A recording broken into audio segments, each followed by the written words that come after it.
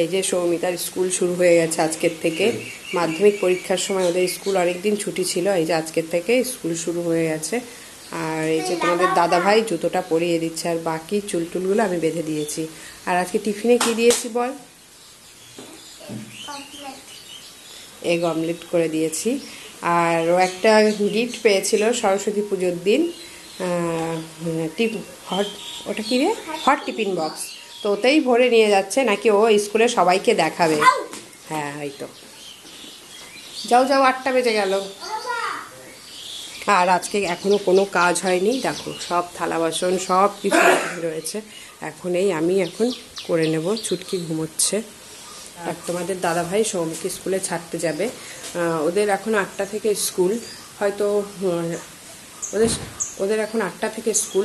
শীতকাল জন্য একটু দেরি করে দিয়েছিল, এই মনে হয় কাল পরশু থেকে আবার 6টা থেকে শুরু হয়ে যাবে। 6টা নয়, 6:30, তখন 6টার মধ্যে বেরিয়ে যেতে হবে স্কুলে। মানে যত জিনিস আছে সব ওই ব্যাগে ভরেছিস না? পারবি তো সব কিছু? বাবার বলে না,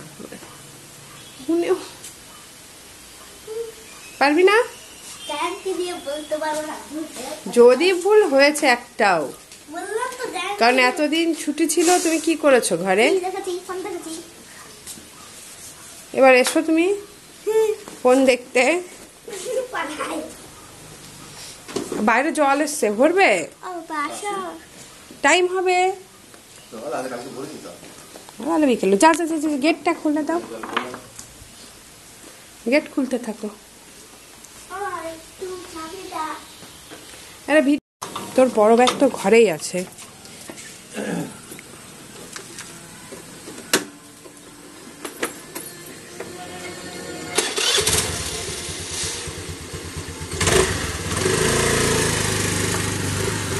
টাটা। আর ছুটকি এখনো ঘুমোচ্ছে, আর সৌমিত স্কুলে চলে গেল। তো ছুটকি এইগুলো না ঘরে বসে এই যে এঁকেছে, একটা প্যাঁচা এঁকেছে আর একটা মোরগ এঁকেছে, এই দেখো।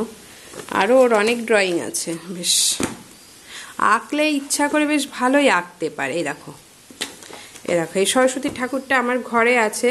তো সেই এর আগে একটা ভিডিওতে দেখিয়েছিলাম তোমাদের, যে ওই ঠাকুর ঘরে বসে বসে কিছু একটা করছে। তো এই দেখো, ওইটা দেখে এই ঠাকুরটা এঁকেছে। তারপরে আর একটা, এই দেখো, এসবগুলো নিজের মন থেকে আঁকা এইগুলো। এই দেখো, ভীমটাকে এঁকেছে, দেখো। ও কিন্তু মানে দেখে দেখে এঁকেছে, কিন্তু কোনো কিছু এনে একদম হুবহু এঁকে দিয়েছে। দেখো, ছোট বাচ্চা, এখন সবে 8 বছর, তবু 8 বছর এসে আমার মনে হয় মোটামুটি ভালোই এঁকেছে, একদম খারাপ আঁকেনি। আর এই দেখো মা সরস্বতী, ও এই ছবিটাই এঁকেছিল সরস্বতী পুজোর কম্পিটিশানে। তো এইটা এঁকে ও 3rd হয়েছিল। থালা বাসনগুলো সব ধোয়া হয়ে গেছে, এই জায়গাটা পরিষ্কার হয়ে গেছে। এবার শুধু একটু জল দিয়ে ধুয়ে দেব, আর এই গ্যাস ওভেনটা একটু মুছে নেব। এই দুটো কাজ আর বাকি আছে, বাকি সব কিছু হয়ে গেছে। টেবিলটা পরিষ্কার করব। তো ছুটকি কি করছে চলো তোমাদের একটু। কে শুয়ে আছে? ওটা কে? বাবা, একটু হাসি নে, একটু মুখে হাসি নে। কি হয়েছে আমার বাবাটার? কই আমার বাবা, কই কই রে আমার বাবা? আমার বাবা কই? কই আমার বাবা? এই তো আমার চেনা বাবা হেসে দিয়েছে, হেসে দিয়েছে আমার বাবা। উলি বাবা, উলি বাবা, আমার খুব গরম লাগছে না বাবা? গরম গরম, উলি বাবা, উলি বাবা। দুস্তু, তুমি কি করেছো? ওটা কি করেছে আমার বাবাটা? দুস্তু বাবা, দুস্তু বাবা, উঠবে?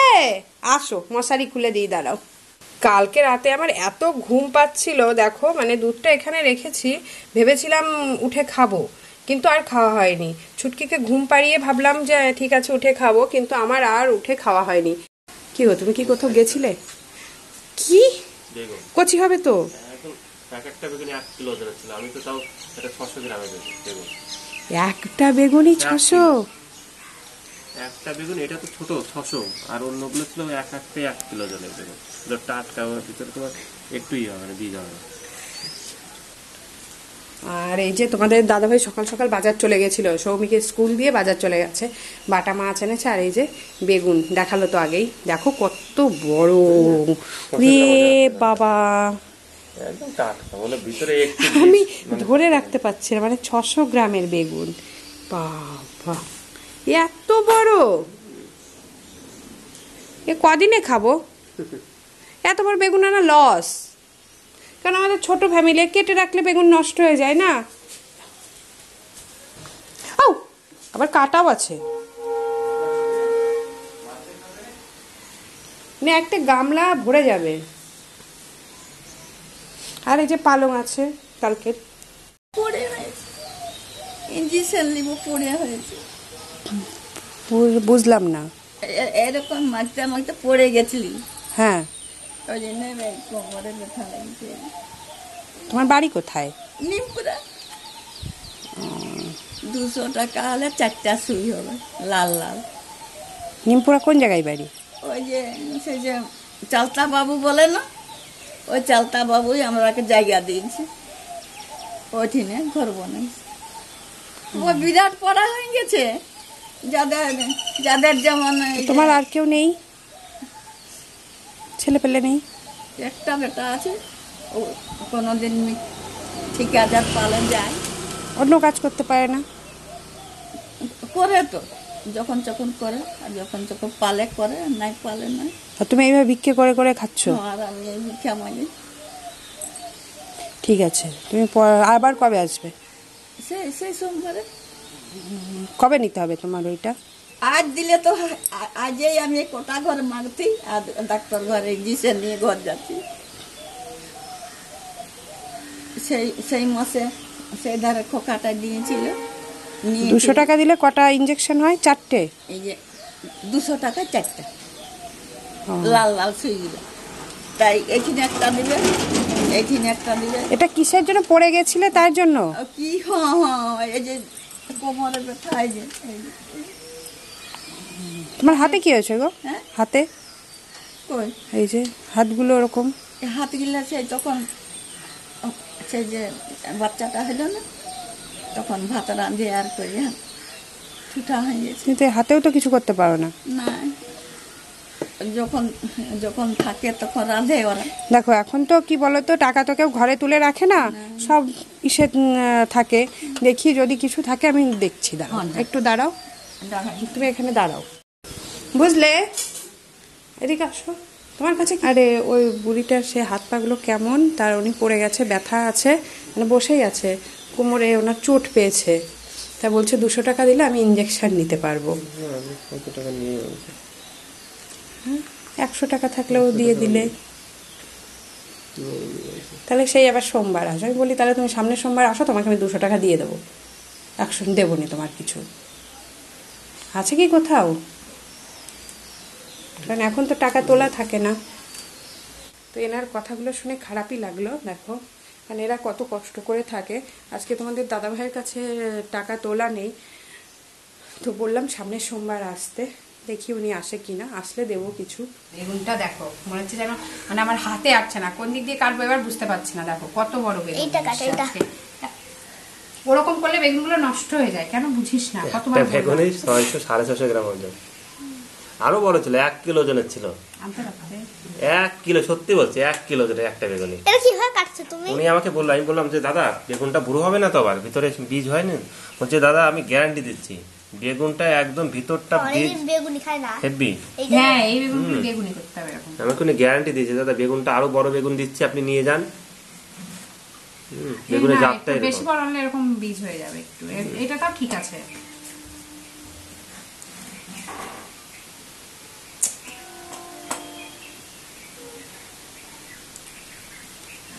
কি বেগুনের চপ করবে নাকি? তুই এরকম করে পিস করছ? ভাজা তো এরকম গোল করে ভাজতে, এটা গোল করে কাটো তো দেখি তুমি কেমন কাটো। এইরকম বেগুনে গোল গোল হবে, এত বড় বড় টমেটো। সে বিয়ে বাড়িতে আমার মেয়েদের বিয়ের সময় দিও।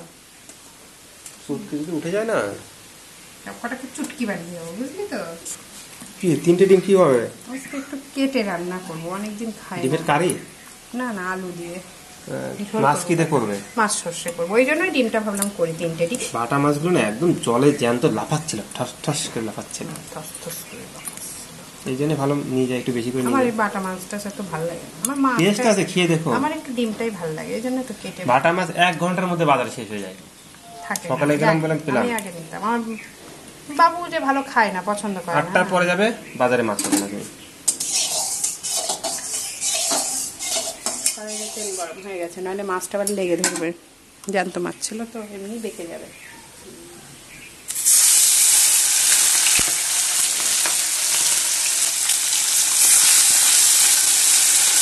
নিরাশার সঙ্গে সঙ্গে যদি রান্না করে খাওয়া যায়, সেটার টেস্ট আরও বেশি। এখন তো কত 12টা বাজে, মাছ নিয়ে একটু 7টা ছিল। 7টায়?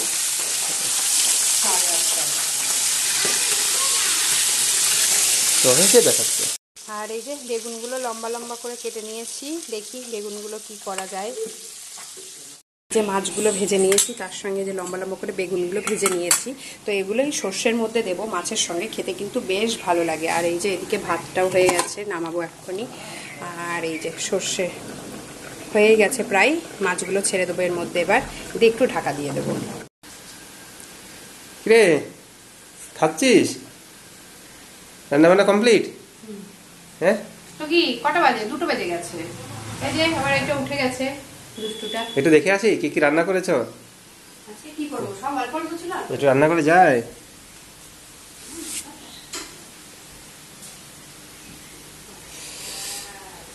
এটার মধ্যে কি আছে দেখি।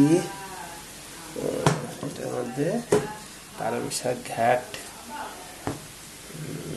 এটার মধ্যে আছে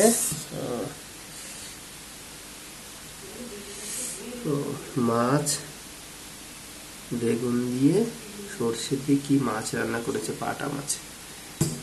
আর এটার মধ্যে কি আছে বাবা, এটার মধ্যে ডিমটাকে ভেঙে রান্না করেছে। অনেক দিনের সব বলছে আমি ডিমটাকে সিদ্ধ করে ওটাকে হাফ করে রান্না করব। এরকম করলে নাকি দরকার টেস্ট আরও বেশি হয়। দেখা যাক, দেখা যাক স্বাদটা কতটা বেশি হয়। দেখি খেলেই বোঝা যাবে।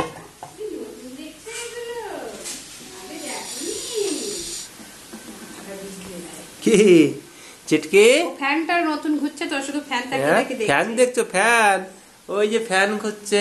উপরে তাকিয়ে তাকিয়ে শুধু দেখছে। হ্যাঁ, ওই ফ্যানটা দেখছে। পাপা তুমি খেয়ে নাও না, বিরো।